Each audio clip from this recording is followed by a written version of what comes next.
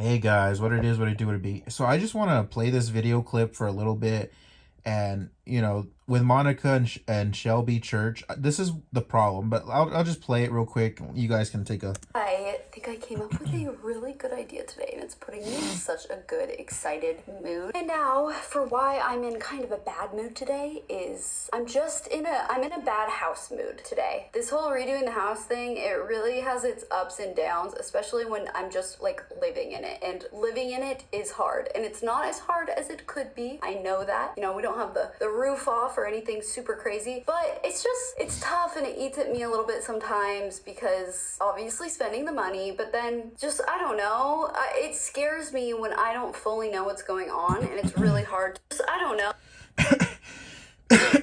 I think this is why, after looking at all the comments and off TikTok, off their YouTube channels,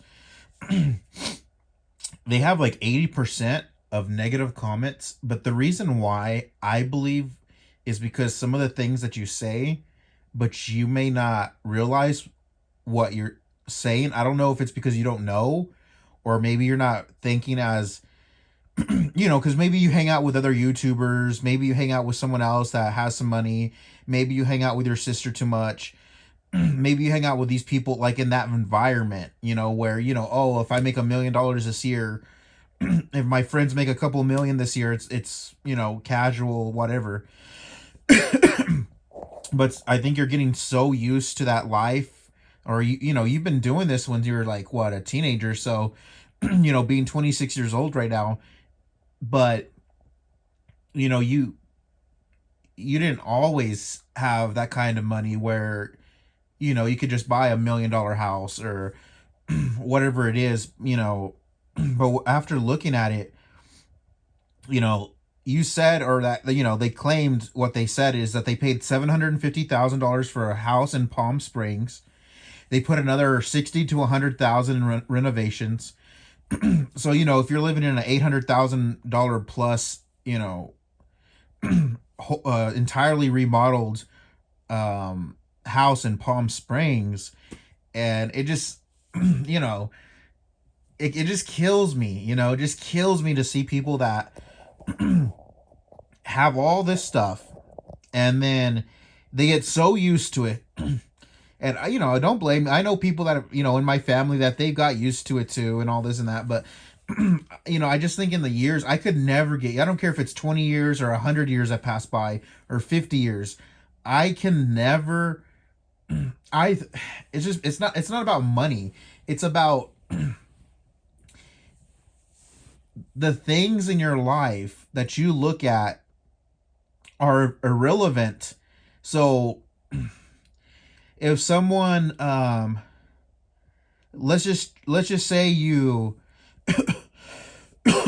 let's just say you backed up, right, and there's a mailbox, right. You backed into your mailbox, or you backed into your trailer, or you backed into your garage door, right. Maybe you don't have insurance, whatever. It causes, $600, $1,000 in damages. Well, you wouldn't worry. You'd be like, well, I can just pay $1,000, have it fixed real quick. Wouldn't even use the insurance, right? But for people that are spending that much money, or you go to a hotel and you're like, oh, well, I can pay 3,000 for this hotel, and it's because you guys have that kind of money coming in where it's not that big of a deal. you know, you, you have a, but then it can even get lower than that. You have to get a new battery for your car, or a new tire, or, and little things like that. I mean, but it's not little to some people. To some people, they're gonna have to get a, have to wait till their next paycheck. They're gonna have to get a loan. I mean, it can get that bad. It really is. And a lot of people, it's very common. It's very normal. So for you to sit there and say something like, we don't have the gas dryer, or we have to put our clothes out here, or we don't want to go to a laundromat. you know, People are living right now in Mexico, and they don't even have a washer and dryer. And in the near future, they won't have any. There's no expectations, no outcomes that they're not even looking at that. There's no running water plumbing inside. There's nothing like that. There's no air conditioners. And I know this because if you ever go out traveling, you can see this stuff in these cities. There, of course, there's the rich, nice places, there's the vacations spots, but in places that you go to outside of that, not near the coast, not near the beaches, you can really see it's a lot. You'd really be thankful if you went out and just actually seen how people actually can live, and I think it'd be a good idea just so you can see, like, man, how is it without this, or having to do this way, or because you can get used to it real quick. Maybe you might not like it, you might not enjoy it, but I think you can live with it and understand how it is, and then be able to come back and say, wow, because you're lucky, you can leave, you know what I mean? You can go back to your, $1 million luxury lifestyle, but these people can't. And so, see, I think it helps you if you stay there a week. You're like, wow, like, you can learn a lot, understand a lot, and really get into it to be, actually involved in something that you can escape, but these people don't even know. And if they do know, it can be miserable,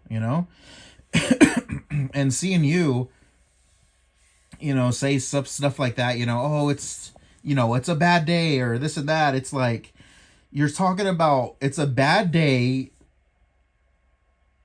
buying a $1 million house in Palm Springs, doing renovations to it, but it's a bad day. You should be blessed, thanking the good Lord that you even have this opportunity to even be doing this.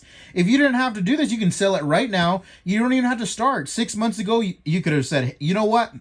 Instead of getting a $1 million loan, we're not going to do anything, and we're going to keep a 300,000 or 400,000, and let's leave it like that. Let's leave it as is.